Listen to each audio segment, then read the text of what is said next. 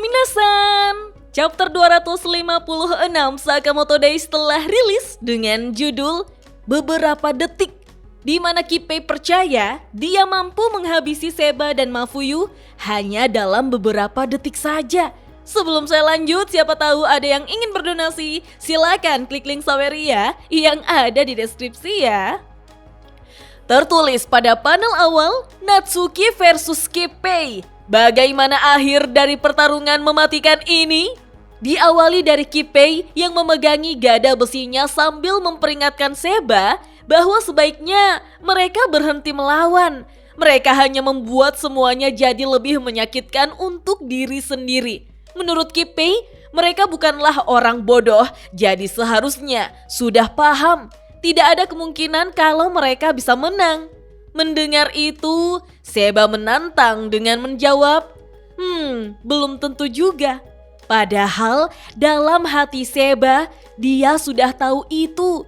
Orang yang ada di hadapannya itu monster yang setara dengan Order. Dengan kondisi Seba sekarang, peluang menangnya 0. Seba terus berpikir bahwa dia harus membawa Mafuyu yang tidak sadarkan diri ini bagaimanapun caranya untuk keluar dari sini.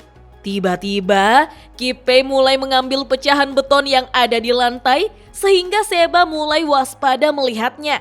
Kemudian Kippei melemparkan pecahan beton itu ke atas dan langsung memukulnya seperti bola baseball tepat ke arah Seba. Tentu saja pecahan beton ini kembali hancur menjadi pecahan yang lebih kecil lagi dan langsung menghantam Seba serupa bom yang meledak minasan. Wah, di sini Seba benar-benar kesakitan dan tanpa perlawanan. Duh, ngilu. Tubuh Seba lantas terlempar menjauh sehingga dia sadar kalau dia sengaja dijauhkan dari tubuh adiknya Mafuyu.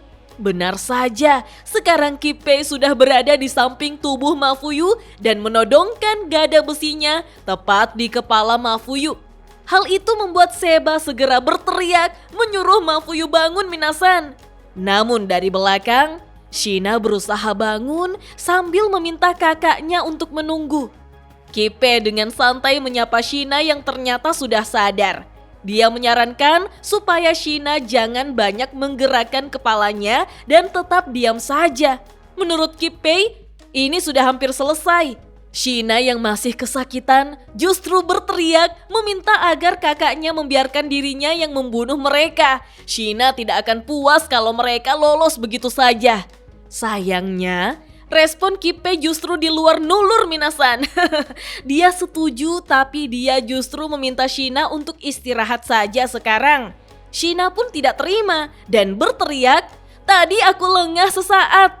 Sejenak, Shina tersadar kalau kakaknya Kippei tidak bisa mendengarkannya. Dalam hatinya dia terus memanggil kakaknya untuk melihat ke arahnya. Namun, gada besi Kippei sudah diangkat tinggi dan dihentakkannya tepat di kepala Mafuyu minasan. Tiba-tiba, Kippei terhenti. Ternyata dia malah mengangkat telepon. Fiu, hampir saja ya. Kippei mendengar makian dari seberang telepon. "Dasar bodoh, kalian di mana? Sakamoto sudah bangun dan sekarang sedang bertarung dengan Mr. X. Memang jumlah mereka masih unggul, tapi beberapa eksekutif juga sudah tumbang. Jadi, Kippei dan Shina harus segera bergabung dengan mereka. Langsung!" Sebelum selesai berbicara lewat telepon, ternyata Boylet sudah lebih dulu meninju wajah orang yang menelpon Kippei minasan. Dia tampak keren, muncul bersama Kindaka dan Atari. Wih, sugoi! Tapi di sini ada banyak juga musuh di sekitar mereka ya. Mendengar keributan itu, Kippei pun langsung mengerti dan meninggalkan Mafuyu sembari mengajak Shina untuk mundur. Shina di sini bingung minasan. Dia pun protes, padahal mereka sudah hampir berhasil. Tapi kenapa sekarang? Kippei menjawab, sepertinya pihak mereka kekurangan orang di sana. Kita pun diperlihatkan Seba yang wajahnya penuh luka lalu berusaha menggapai tubuh Mafuyu yang masih tergeletak di lantai. Shina pun berbalik mengatakan, "Kalian beruntung kali ini." Mendengar itu Seba hanya terdiam, namun siapa sangka dengan cepat Mafuyu sudah melompat dan menyerang Kippei dari belakang dengan menggunakan sepatu pedangnya. Kipe di sini sudah langsung menahan serangan itu tanpa berbalik dengan gada besinya ya. Sekarang, Shina dan Kipe pun menatap Mafuyu, sementara Mafuyu berteriak pada Seba, "Kakak, jangan malah diam dan lega." Seba di sini sangat terkejut dengan Mafuyu Minasan. Mafuyu melanjutkan perkataannya, "Fakta kalau mereka dipanggil ke Tokyo, berarti Shin dan yang lainnya sedang unggul sekarang." Seba pun tercengang mendengarnya. Mafuyu dengan semangat mengatakan, "Kita tidak boleh membiarkan momentum ini hilang. Aku tidak akan membiarkan kalian lewat." Mendengar itu, Kipe pun menyebut Mafuyu sebagai orang yang bodoh. Padahal Seba juga sudah tahu itu. Meskipun Seba dan Mafuyu mempertaruhkan nyawanya sekarang dan berhasil menahan mereka di sini, itu hanya akan menunda kedatangan Shin beberapa menit saja. Mafuyu lantas berkata, "Kalau begitu, bunuh kami dulu sebelum pergi." Mafuyu percaya kalau Shin dan yang lainnya bisa menyelesaikannya dalam waktu itu, maka Mafuyu akan menjatuhkan 10 musuh. Kipe pun menggaruk kepalanya dan menyebut Mafuyu yang benar-benar tidak mengerti.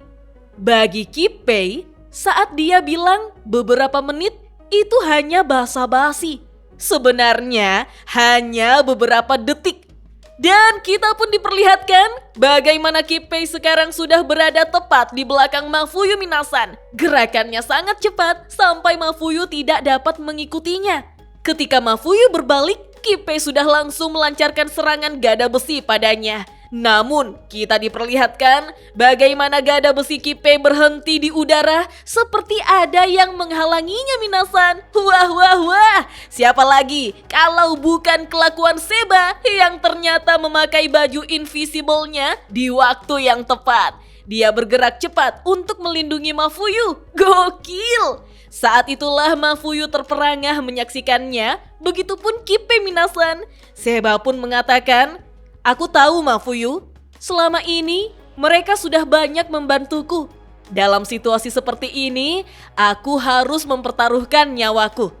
Seba mengatakan ini dengan penuh percaya diri, bahkan sampai tersenyum Minasan. Aura farmingnya kuat banget.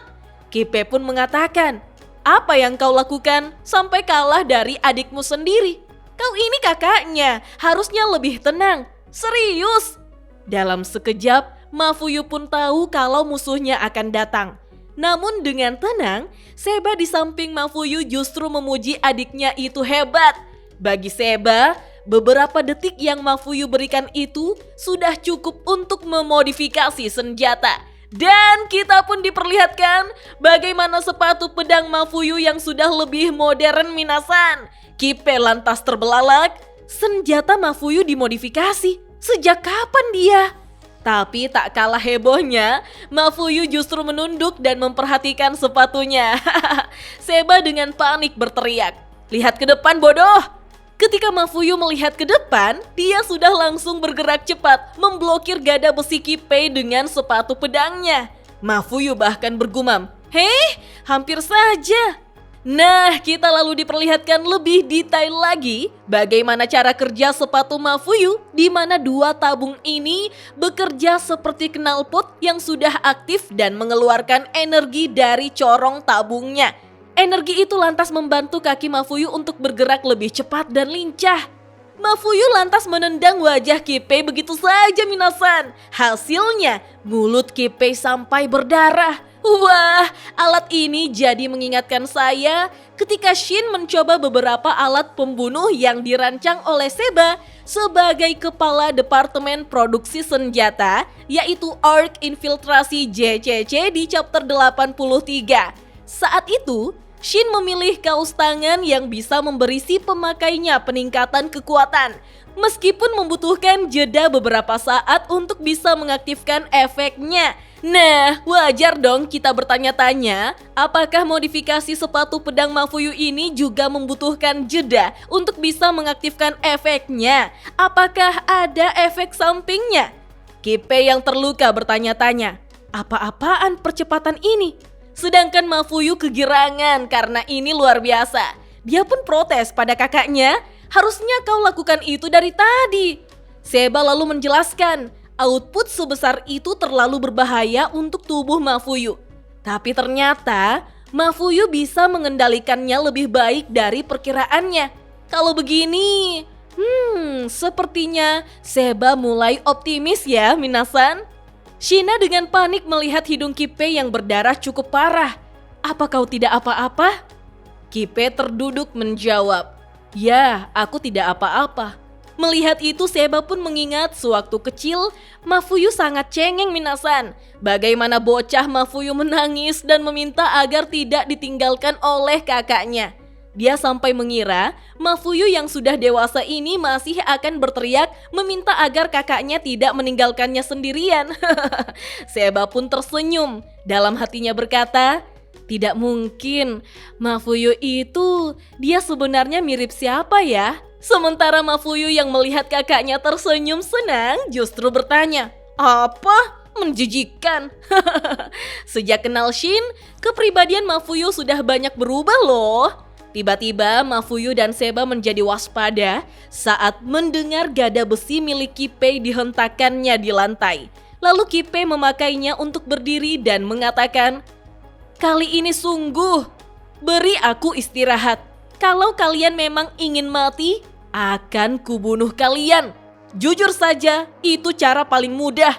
Wah, di sini aura intimidasi sangat besar keluar dari Kippei. Tertulis pada panel akhir, niat membunuh yang ganas mulai memancar. Dan chapter 256 Sakamoto Days pun berakhir sampai di sini minasan. Wah, chapter yang sangat keren ya. Seru juga melihat kakak dan adik bekerja sama seperti ini.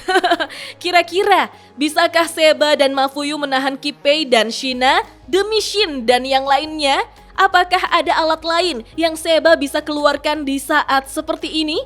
Kita lanjut ngobrol yuk di kolom komentar. Oke deh, sampai di sini dulu ya. Dah.